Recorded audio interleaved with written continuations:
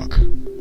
All right, welcome back to Grok Talk, brought to you by GraniteGrok.com and Grok Media, LLC. Today, my guest is Phil Kerpen, the president of American Commitment, someone we've talked to in the past, but not for many years. So, Phil, welcome back. Yeah, my pleasure, Steve. We were just talking off air on how all the stuff we talked about, we're still working on. So I don't know if it's evidence of our ineffectiveness or our bullheadedness, but 7 years, it's like it was yesterday I was talking with. Oh, I know. So, before we get into what could be actual change in the federal government, why don't you give us a 30,000-foot view of American Commitment and what you guys do? Yeah, we're a national free market advocacy group. We work really on all the fiscal, economic, and regulatory issues, and we try to focus on the fights where a little bit more citizen engagement and education might make the difference and tip the outcome in a more free market direction. So we do a lot of action alerts. There's a big vote coming up right to Congress now. We do a lot of right into this regulatory comment docket, that kind of stuff.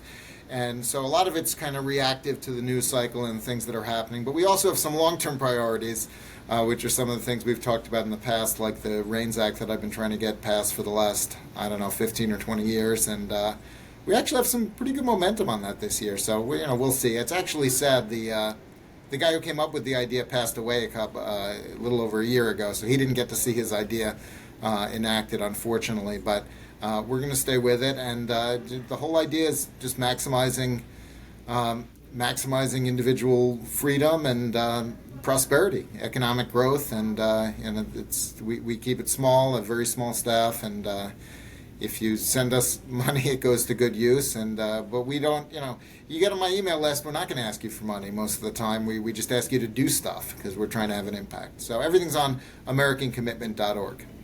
All right, so interesting sea change in the political environment. You are obviously living and working in Washington, D.C.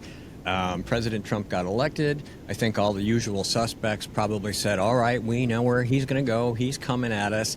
And then January 20th happened, and while a lot of people like to call it a fire hose, I like to call it an avalanche. Was anybody anywhere in D.C. ready for that? Well, I was.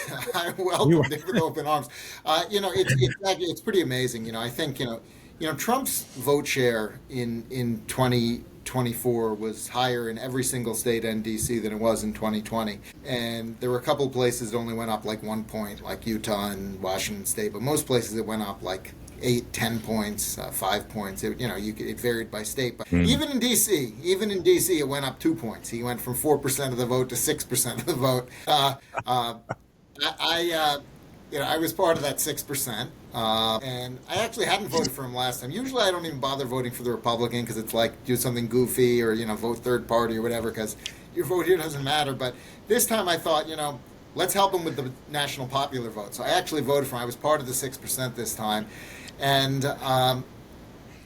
when the president got 6% in the town you live in the city you live in, the other 94% are probably going to be pretty upset. And it's a pretty universal unwelcomeness to President Trump in Washington, D.C., which is a completely off-the-rails city, not just with all the crazy federal stuff, but even locally. I mean, the other sort of half of the coin, the sort of side of the coin that didn't get as much attention with the obsession of the U.S. Attorney's Office with January 6th is they stopped prosecuting actual street crime in D.C. because they put every single prosecutor in the office on January 6th duty. And so we had, actual local D.C. criminal arrests were 67% non-prosecuted by our U.S. attorney, who was prosecuting, every grandma who walked through the velvet ropes on January 6th instead. And so it's a total sea change. It's a total sea change in the city. And by the way, our new U.S. attorney, Ed Martin, who I know is fantastic, night and day different, and really, really serious, hard-charging guy. And I think we're going to get crime under control here in D.C. So,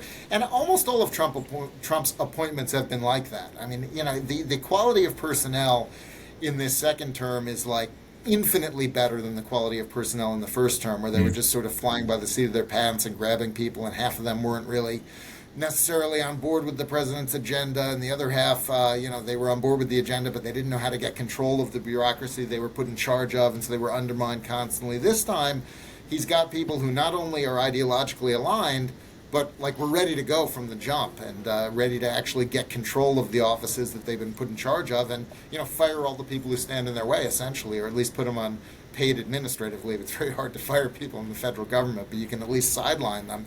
And it has been a whirlwind in a way that is dizzying to our ideological opponents, and I think people have, everyone on our side is thrilled. And the other thing is the media and the Democrats don't understand that we love everything that Trump and Elon are doing, right? So they write these headlines like, oh, even Republicans must be so upset that they're breaking all the China and and it's like, no.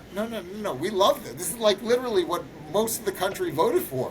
Was we wanted everything in Washington to be shaken up and changed. People were very unhappy, unsatisfied with the direction of the country and the size and intrusiveness of the federal government and all of the vast waste and the left wing woke nonsense and everything. So I think that Trump's been pretty incredible in the first few weeks, particularly on domestic policy. I'm not a foreign policy guy, but some of that does seem a little bit wild, but that's not my area. On the stuff that I actually work on and care about, he's been A++. So the Democrats are in the 5 stages of grief. I think we can see that they've gotten a little crazy, a little off the rails. They don't really know what to do. And, the avalanche is part of that problem. Obviously, they've done such a good job of what my co-owner for Granite Rock, Skip Murphy, calls dense pack, which was what happened in the early days of the Obama administration when they just unloaded all this stuff and nobody could keep up. And I think one of the funniest things about all of this is the head fake of Elon Musk. Everybody on the Democrat side's been chasing Elon while Trump just keeps shooting out executive orders and saying stuff all over the world. And, the court ruling, I think it was a judge in D.C. who just came out and said, we're not going to stop this because Elon's just an appointed guy. He doesn't have any authority. I don't, but it's actually Judge Chutkan, who was one of the nuttiest left-wing judges in all the previous, Trump trials and Russiagate and all of that. And so, they went to like their nuttiest left-wing judge, and even she could not come up with a rationale for, sidelining Elon Musk, because literally all he's doing is advising the president. He's not issued any orders. The president issued all these executive orders. All he's doing is checking whether agencies are complying with them, shining a spotlight on them. You can't prohibit someone from advising the president. Although, some of these crazy courts are they're issuing totally insane decisions. There was the judge in New York, I guess it was about 10 days ago now, who on midnight on a Friday night issued an order saying no political appointee at the Treasury Department can access the Treasury payment system. And then the Trump administration came back with a filing that was like, the way you wrote this, it applies to the Treasury Secretary himself. You're banning him from his own payment system. Like, this can't be right. And then the judge, he modified it. But, he actually, the order he originally wrote, as written, that only career bureaucrats can access the payment system. Nobody who was appointed by the duly elected president of the United States. And you're like, what is this bizarre upside-down world we're in where... And this really is the way the media and the Democrats and some of these judges are treating the Trump administration. They're acting like... Elon talks about this also, but they're acting like our form of government is not democracy, bureaucracy, literally, in the sense that we're ruled by bureaus, that we're ruled by bureaucrats, and that the actual duly elected president getting control of his own executive branch of government is some kind of coup, some sort of seizure of power. And just as a matter of precise use of the English language, I think the correct term would be counter-coup. I think the coup is when the unelected people take over. When the actual elected president gets control of his own executive branch, it's got to be a different word. That can't be the word for it. Well, interestingly, I don't know if you've seen this, but he just issued another executive order restoring democracy and accountability in government. Basically, he says he's reining in independent agencies who were all supposed to be under the direction of the chief executive, which is the president of the United States. And that they're going to make the case. Yeah, this is a huge issue. This is headed for the Supreme Court sooner rather than later. There's a really nutty decision from 1934 or 1935 called Humphrey's Executor. FDR fired an FTC commissioner, a guy named Humphrey, and he said, you can't fire me, basically. He said the law says that you can't fire me. I've been, I have a, I can only be fired for cause. I have a 7-year term at the FTC, whatever, you can't fire me. And FDR was like, I'm the president. I can fire anyone in the executive branch.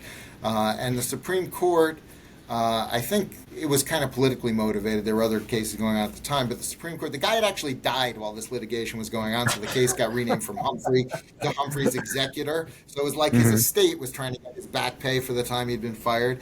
And so, but the Supreme Court was like, because the FTC is a board, is a commission that has quasi-judicial and quasi-legislative power. It's not part of the executive branch. It's its own independent branch of government, its own independent agency, and therefore the president cannot fire FTC members. And this is one of the dumbest Supreme Court decisions that's still on the books. I mean, technically it's still on the books, even though there have been some cases that have kind of whittled it down. And so when Trump came in and he said, I'm firing NLRB Democrats, I'm firing, EEOC Democrats, I'm firing, all these commission members that supposedly I can't fire, he took this on directly. And he actually wrote, like, in his email saying you're fired to some of these people, he wrote, like, basically Humphrey's executive was wrongly decided. The Constitution in the Take Care Clause vests in me the sole authority to execute the laws. You're not aligned with my vision. You're fired, basically. And so all these people he fired are suing. And in all of the lower court decisions, these people will win because the lower courts will say, hey, Humphrey's executive, the president can't fire you.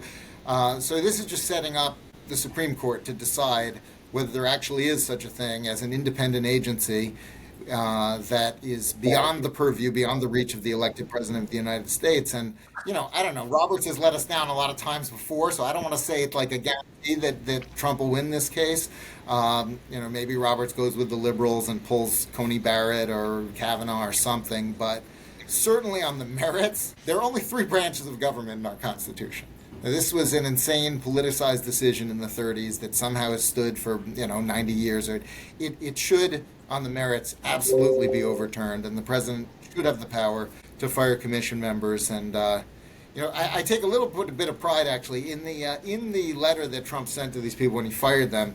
He's got a footnote in there that lists kind of all the more recent decisions that kind of whittled away at this a little. And one of the ones he lists is Free Enterprise Fund versus Public Company Accounting Oversight Board, and I actually worked at Free Enterprise Fund when we brought that case, so I'm like, okay, we got a mention in the you're fired letter.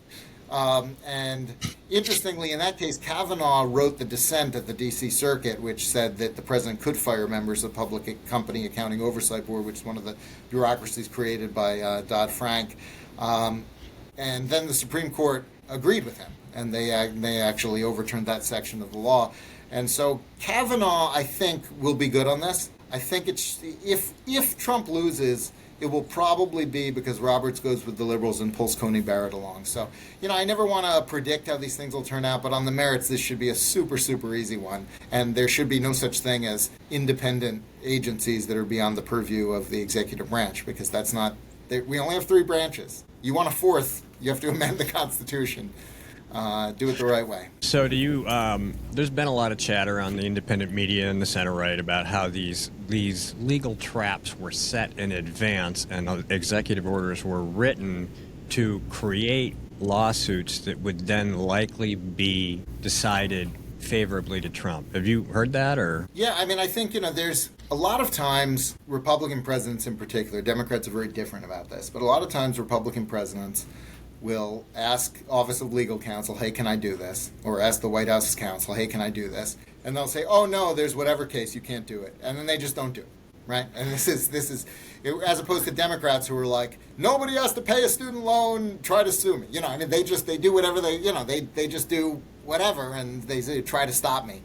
And I think that Trump is taking much more of sort of a Democrat-like approach on this and saying, I'm going to do everything that I think is the right thing, and they can try to stop me, and we're going to make our best arguments. And I think on a lot of these things, they have pretty good arguments. I mean, the other one that's going to be really interesting, that, this is not going to be set up until the end of the fiscal year, but I do think they're setting it up. But, they're canceling all these contracts. They're not spending a bunch of money. Okay, when we get to the end of September, there's going to be a very interesting legal question, which is if Congress appropriates money and the president doesn't spend it, has he violated the law? Is he required to spend every penny that Congress appropriates? Now, prior to 1974, every president had a power called impoundment, where if Congress appropriated more money than was needed for legitimate lawful purposes, the president didn't have to spend it all. So in other words, prior to 1974, if Congress, appropriated $100 million to build a bridge, and the president could build it for 40, he didn't spend the other 60 million, right? It went back to the Treasury, didn't get spent. In 74, Congress passed something called the Impoundment Control Act, where they said,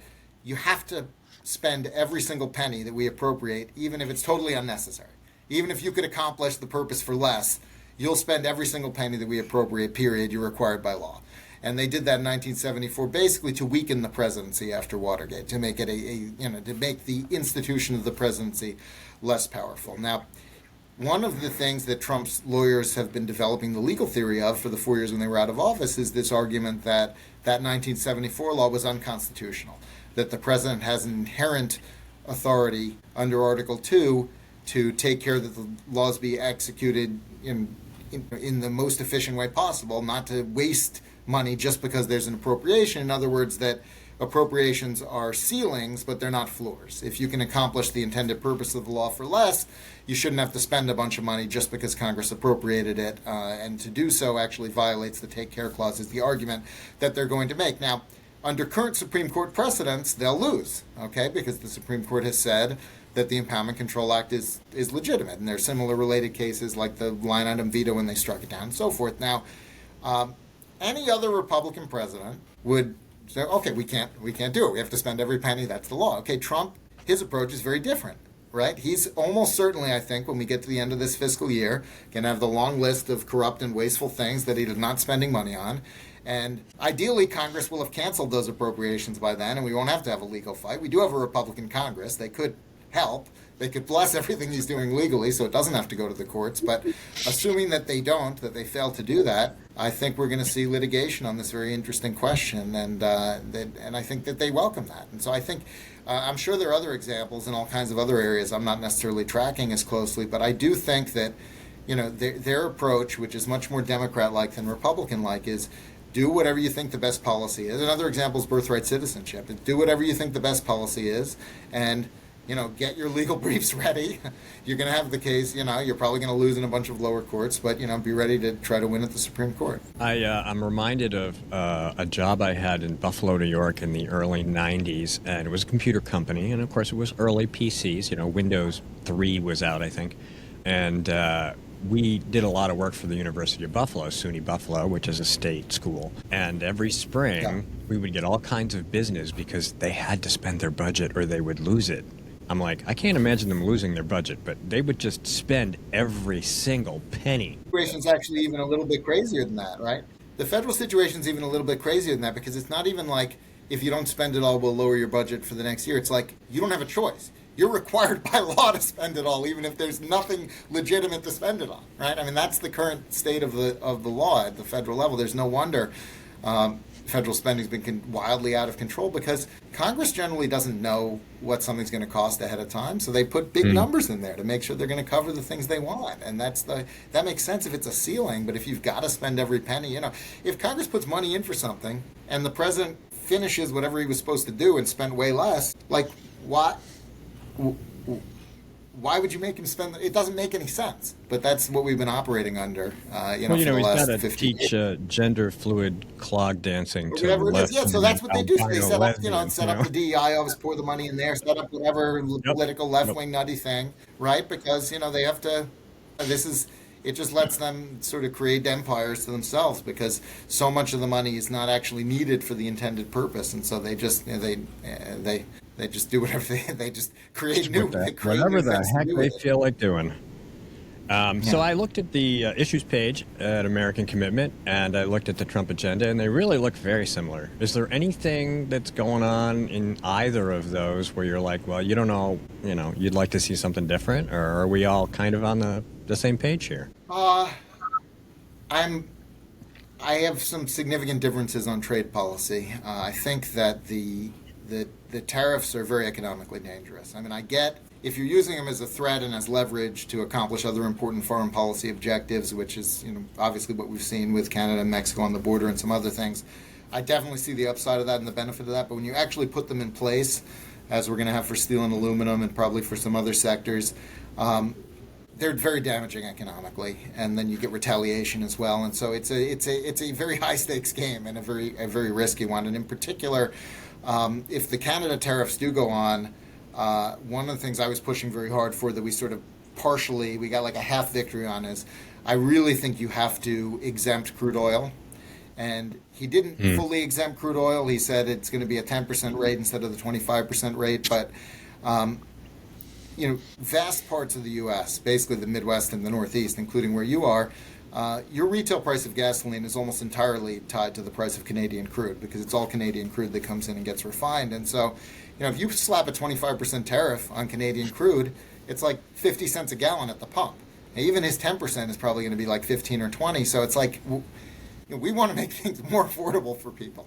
And so, I think it's okay to kind of use negotiating leverage and threats, and the reciprocal idea is not bad either. If you're using, and by the way, I'm hoping we'll see Javier Milei come in and say zero. Let's go 0 for 0. We're good. Right. Reciprocal works, and maybe getting more examples like that. But I do worry that if the tariffs are actually in place for any significant period of time, they could be very costly, and especially if they don't exempt energy. So that's one of the big pushes I've made is sort of to try to make them exempt crude oil from the tariffs. I think is really important, and like I said, we got like a partial victory on that. He had the lower rate.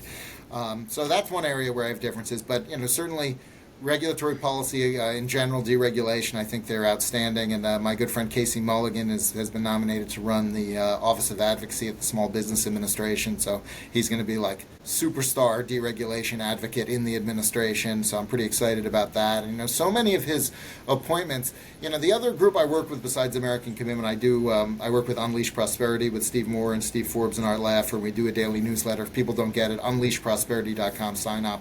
Goes out under Steve Moore's name, but I do write the first draft every day before he completely rewrites it. So if you want to get that, we have a lot of kind of interesting stuff in there. But we just did a paper with this guy named Ned Mamula on all of the undeveloped mineral resources in the U.S. and how important it is to develop our mineral resources to combat China and Russia and, kind of the trillions of dollars of resources we have locked up. And, in between when he wrote it and when we published it, Trump nominated him to run the U.S. Geological Survey.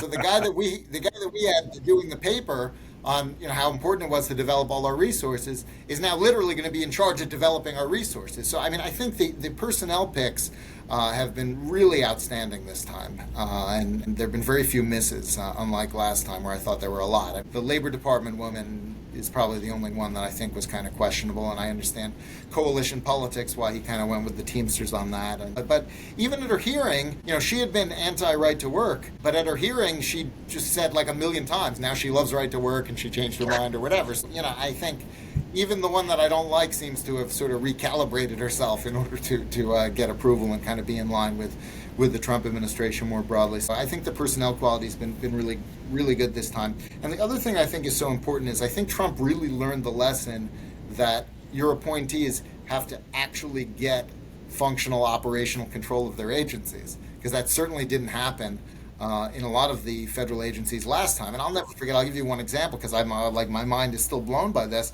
I went to the White House Schools Opening Forum in June 2020. And I'm sitting there. They actually invited me and my daughter. She represented 75 million kids. She was the only kid there. She was trying to stay awake, but that's another thing. So we were at the school opening forum. I have no idea why they picked me. Okay, but we're at the school opening forum. And they got the head of the CDC up there. There's a guy named Robert Redfield. You might remember he had the Amish U beard.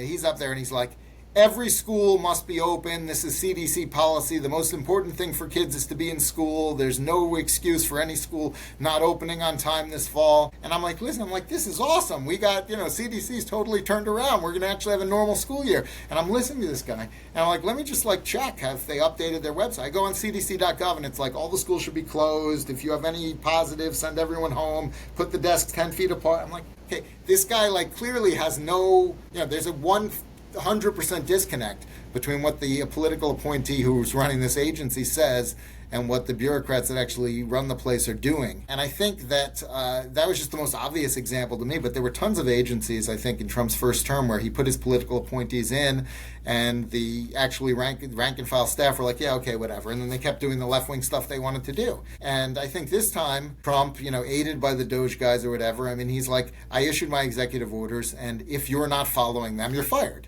right? And what they did that I think was so brilliant from sort of a public relations and kind of organizational management standpoint is they gave every single federal employee, with some categories carved out, but they gave almost every single federal employee this offer to deferred resign effective September 30th. You have zero work requirements. You get full pay and benefits. You can go get another job if you want. And that was such a generous offer that now if they fire people who didn't take it, it's like, well, I mean, why didn't you take the offer, right? And they even said, look, we're going to have much higher expectations going forward, and it's going to be a much higher intensity, and we expect everyone to follow all of the executive orders. And, if they're not okay with that, we wish you well. We're going to pay you really well to go, and that's it. And I think having already made that offer, they now have total high ground to lay off anyone who's not producing or who's undermining what they're trying to do. Do you have any sense of how much of the federal bureaucracy they're trying to get rid of? Well, the executive order on federal staffing, they had the initial hiring freeze. They've actually lifted that now. The current policy that Trump put in is you can hire one new person for every 4 that leave. So that's the attrition policy that they're going with. I think that the total deferred resignation uptake was something around 75,000 people. So, it was about 3 or 4% of the federal workforce, a little lower than I think they expected, actually, which tells you something. I think it tells you that a lot of these people were already doing nothing and getting full benefits. So, why should I resign if I could? Maybe it'll go longer than September. I think a lot of them are thinking, hey, I'll just, I'll keep riding what I'm doing. But I think that. Yeah, right. So we'll see. I mean, I think a lot of them will regret that because they will get fired. So, we'll see. I think that my guess is that a lot of these agencies, they're targeting very significant reductions. I saw the Federal Housing Agency, FHA, is targeting a 50% reduction in staffing. So, I mean, this is not the usual. This is not the usual, like, federal government, like, try to trim 1% of your staff or whatever. I mean, they're really looking at all these bureaucracies like, do we need this agency? I mean, CFPB will probably be shut down completely, which is fantastic because it's one of the most insane, poorly designed. When they created CFPB in Dodd-Frank, there were 7,500 banks in this country. Now they're 4,500. We lost 40% of the banks in this country when they saved us from Wall Street. Basically, they have put a regulatory burden that's been totally destructive for small community banks. The big Wall Street banks are bigger than ever. They've made more money than anyone. And they say, okay, we did it to save you from Wall Street. It's like, guys, throwing massive new regulations on the financial sector has only benefited Wall Street, puts everyone else out of business. It's been a disaster. And so, they're trying to shut that one down. I think that would be fantastic. And, I think that a lot of these agencies, they're asking the question, should it even exist? I mean, USAID, they're looking at a 97% staff reduction. I think maybe they could do 100, but, they can't do 100 because it's actually funny. The USAID thing, I looked into this because,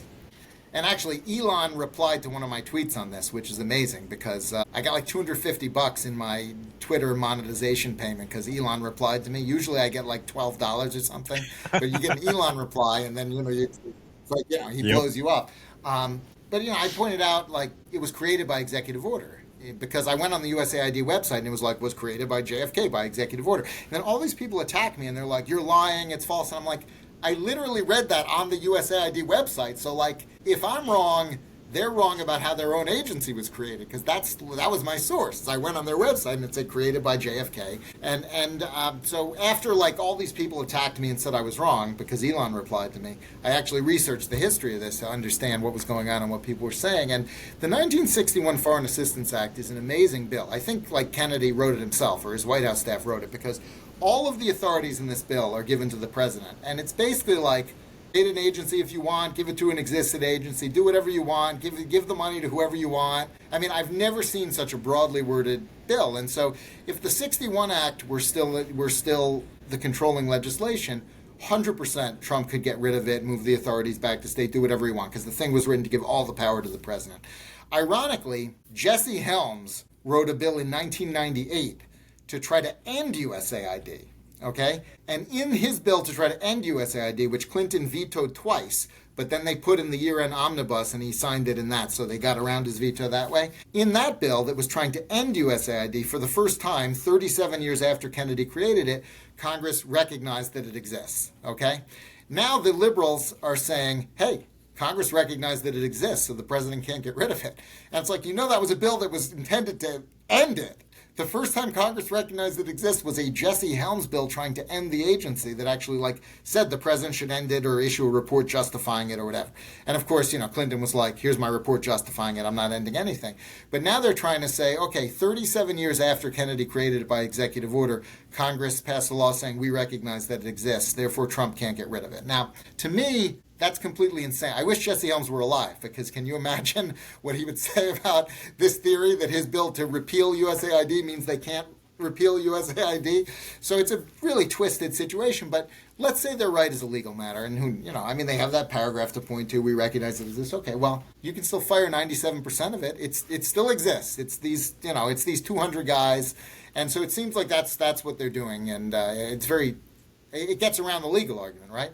Okay, yeah, Congress recognized it exists, so it exists. It's these 200 guys. Because you still have all those broad underlying authorities that let the president move all this stuff back to state. And so I actually think he's on very sound legal ground with what they're doing with USAID. I'd be very surprised if the various injunctions and so forth are not overturned eventually. Although, like so many things, it might have to go to the Supreme Court because the Democrats pick the judges that are on their side. And so I would like to see the Supreme Court, even though this cuts both ways, because certainly when Biden was in, a lot of these national injunctions helped us, but I would like to see the Supreme Court say, look, national injunctions have to come at least from an appeals court, if not from the Supreme Court. This idea that you go to one U.S. district court judge and he stops things nationally, both sides can just find their favorite judge, stop whatever's going on, which can't be the way things are supposed to work. No, that doesn't make a lot of sense.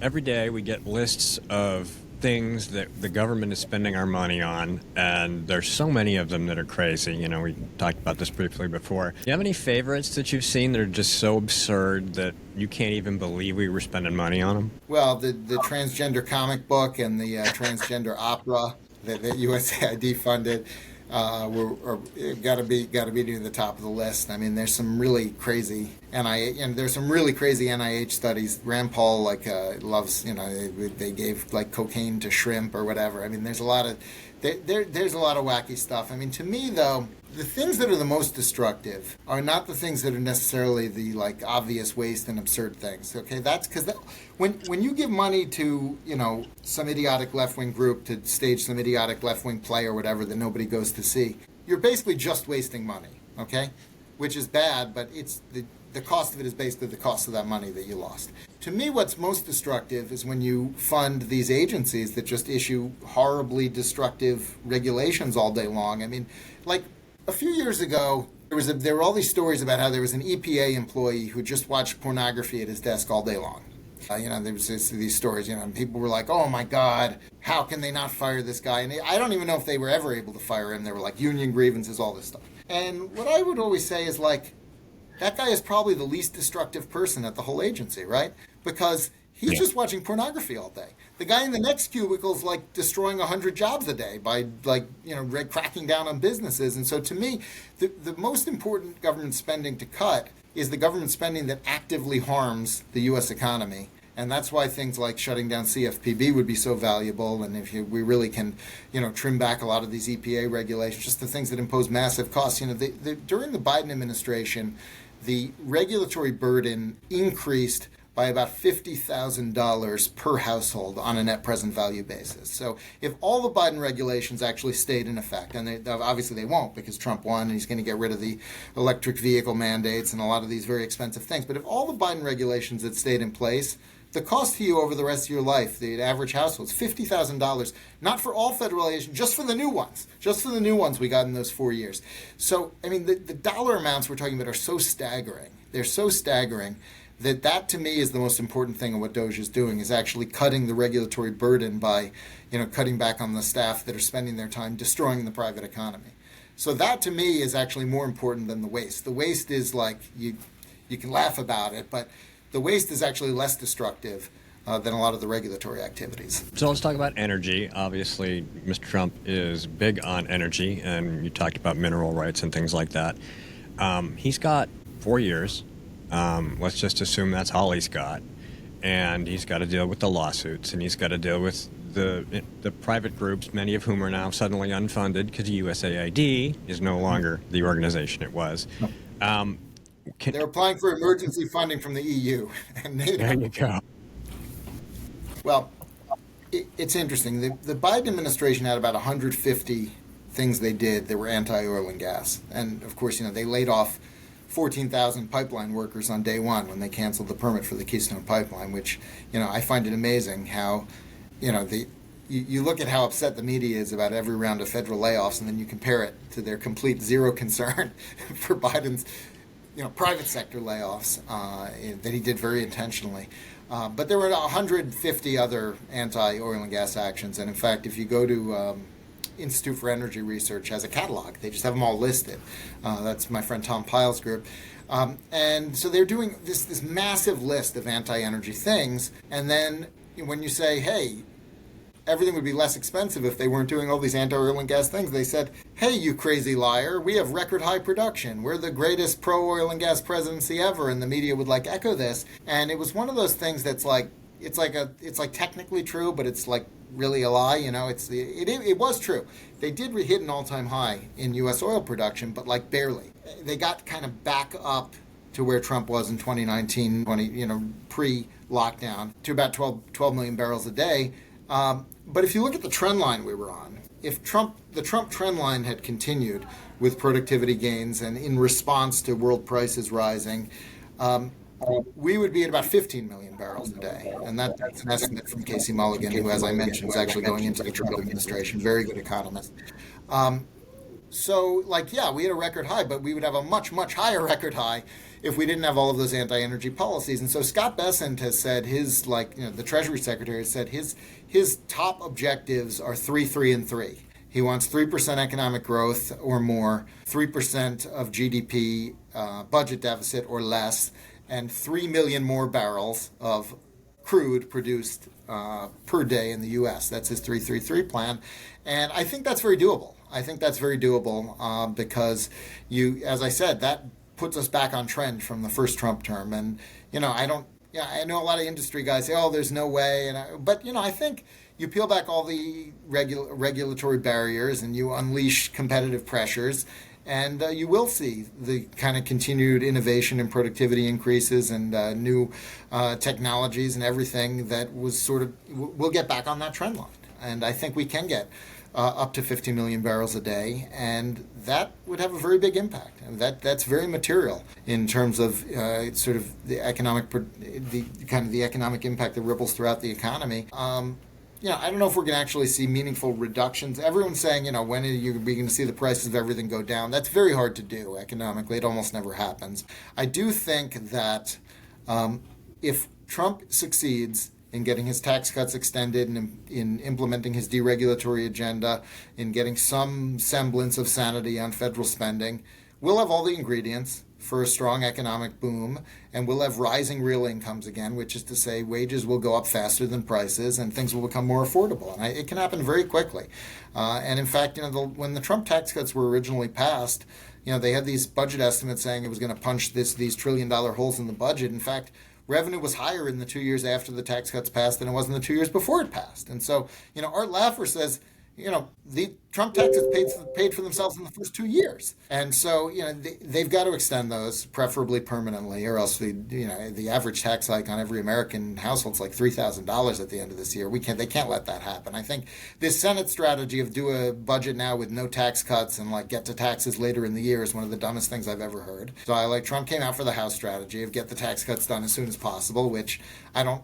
These geniuses in the Senate, I have no idea what they're thinking of not doing that, but I'm hoping that, they'll get that done. If we get all the ingredients in place, I think we can have very strong economic growth, and we can have rising real incomes and falling real prices for things, and have, products and services become more affordable. And a huge element of that is energy. And I do think that, the Biden administration tried to have it both ways. They tried to say, we're we're totally pro-energy, but also we're doing all these crazy climate things and all these regulatory things. One of my favorite Trump day one actions is he withdrew from the Paris Climate Agreement, which is like the biggest ripoff of the U.S. and the world. The liberals say every other country in the world signed this, and it's like, well, yeah, because like we're the ones who get ripped off in this agreement. Like every other country is fine with ripping off the U.S. Yeah, well, of course they are. What is your point? But day one he withdrew from Paris Climate Agreement, he withdrew from the World Health Organization, and he withdrew from the OECD minimum tax cartel. So 3 totally destructive anti-energy international agreements gone on day one. And that was in the pile with 10 other things, so they didn't even necessarily get that much attention. But I thought that that was a big deal. It was a big deal, and there's a lot of big deals that will still be digging through the wreckage of day one and week one and month one, which we've finally completed. I think the last thing I would ask you is, obviously the national debt's a huge problem, and cutting spending is an important part of that. Do we get anywhere on the debt? I mean, can we obviously we need to increase GDP. We need to be having a more productive, wealthy country to help us offset the weight of this massive debt. But, I was just writing a post about Senator Jeanne Shaheen, who ran in 2008 on irresponsible Republican spending in the national debt, and she's tripled it since she's been in the Senate. So there hasn't ever been It's crazy. But I'm just wondering, are we going to make any progress on this damn thing? Well, I certainly hope so, and I think that the Trump administration's approach with DOGE, and they're basically doing, they're looking at all these agencies basically with a clean sheet of paper, and they're saying, what are we actually trying to accomplish? What does it cost? And they're trying to rationalize the staffing and the missions of these agencies in a way that we really haven't done in a very long time, if ever. I mean, usually the whole federal budgeting approach is like, take last year's budget, photocopy it, fiddle with it a little bit maybe. But you're never going to get major change that way. And so, when you're talking about 97% staff reduction at USAID, 50% at FHA, maybe 100% at CFPB, Department of Education may be broken up and sent to different departments, a lot of it eliminated. There's a boldness to what they're talking about that makes it much more practical to have major reductions in federal spending than there is through the normal process that's used. That said, everything that Trump is doing, unless he wins a big lawsuit on the impoundment thing, as we mentioned earlier, it's all going to be ephemeral unless Congress actually writes it into law, unless they go along at some point and they put a stamp of approval on it. And so that's going to be the challenge. That's going to be the lift for Republicans to have enough unity to actually rationalize federal spending. And it wouldn't be that hard to balance the federal budget and start paying down and reducing the national debt, or at least get close enough to where the debt is shrinking as a percent of GDP, because you have the economy growing faster than the debt, which would make it more manageable even if it continues to grow. We had this massive increase in federal spending during COVID when they were shoveling money out the door just to completely insanely. And as often happens, and this is kind of the history of federal spending, usually it's a war, but this time it was a pandemic. But what happens, you have a crisis, spending ratchet goes wildly up, and then it comes down, but not nearly to where it was before. It comes down maybe halfway, and then it starts rising from the new point. And that's certainly happened under Biden, but we can see it. We're aware of it. We understand the situation, and so we can fix it in theory. We can say, look, and this is what Ron Johnson from Wisconsin's trying to do with his budget proposal, is to kind of say, look, let's go back to a pre-COVID budget, increase it by population plus inflation, maybe exempt defense and Social Security, some other areas, but let's use that as our starting point. Like, why are we baking in these insane increases during COVID, even halfway or partway, when we could go back to where we were before? And it makes it very easy to balance the budget because revenues have not gone down, they've gone up with the tax cuts. And so it's not some insurmountable, impossible exercise. It's doable, but that doesn't mean that it'll be done. So that's, we'll see. But the challenge is we've got very slim Republican majorities, and there's this, Mick Mulvaney tells this story about Trump's first term, because you'll remember when Mulvaney was budget director, he wrote a fantastic budget. The first Trump budget was like balanced, it cut everything. It was like one of the best budgets I've ever seen. And Mitch McConnell went into the Oval Office and he said to President Trump, look, nobody has ever lost an election because they spent too much. But hey, we lose all the time for spending too little. So like, don't do this Mulvaney budget. And the president was like, okay, McConnell knows what he's talking about. He abandoned essentially any idea of major spending cuts on the advice of the very, very senior senator from Kentucky. And so I don't think he's going to fall for that again. I think instead of thinking, I need to listen to people who know the ways of Washington or whatever, I got to defer to there's no deference this time. The White House is going to push very hard for these spending reductions and rationalization of the federal budget. Now, that doesn't mean that they'll get it, because they have very, very slim majority that can be stopped very easily. But I do think there will be an effort. There will be follow through from the White House on spending reduction and meaningful deficit reduction, which are the same thing. You're not going to meaningfully reduce the deficit on the revenue side, because if you raise taxes, you're going to harm the economy. And so it really is spending which has driven the out of control deficits, and reducing spending has got to be the solution. So you guys kind of excel at trying to get things through Congress that deserve to get through Congress. Do you have a short list of members of the House or the Senate that you think you really need to focus on as these things get onto the floor of the Senate and possibly it's a pretty interesting law? It's a pretty interesting list on this whole budget exercise they're doing right now. It's a pretty interesting list of House members that are sort of